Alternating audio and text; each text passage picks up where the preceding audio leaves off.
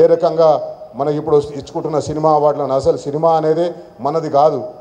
మన సినిమా ఉంది కానీ మన సినిమా ఆ సినిమాల్లాగా కాదు. ఒక బలగం ఉంటుంది, లేకపోతే ఒక పెళ్లి చూపులు ఉంటుంది, లేకపోతే ఒక మల్లేశం లాంటి సినిమాలు ఉంటాయి. కానీ దురదృష్టవశాత్తు ఈరోజు ఆ సంస్కృతిని కూడా మనకు వంటగట్టి ఒకరి కలప స్మగ్లర్ అన్న వారిని హైదరాబాద్లో ఇప్పటికీ కూడా నడుస్తుంది ఆ కేసు.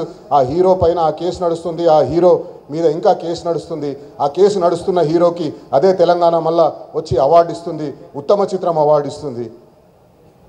ఇలాంటివన్నీ మనం పోరాడాలి, మనం ప్రశ్నించాలి. మనం పోరాడి ప్రశ్నించినంత వరకు మనం తెలంగాణ జర్నలిస్టులుగా అనేక సందర్భాల్లో అనేక విషయాల్లో ప్రశ్నిస్తూ వచ్చినాం.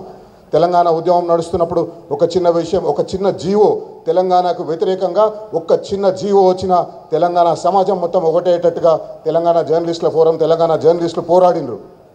కానీ దురదృష్టవశాత్తు ఈరోజు అది లేదు.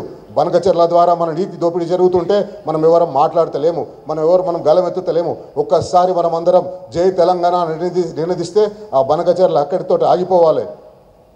ఎందుకు మనం ఇంత నిశ్చయితంగా తయారవుతున్నాం? మనం తెలంగాణ కోసం పోరాడదాం. ఒక పార్టీ కోసమో ఒక వ్యక్తి కోసమో కాదు, తెలంగాణ కోసం పోరాడాల్సి వచ్చినప్పుడు మనం అందరం కూడా గలం విప్పాలి, మనం అందరం కూడా కలం తీయాలి. ఖచ్చితంగా.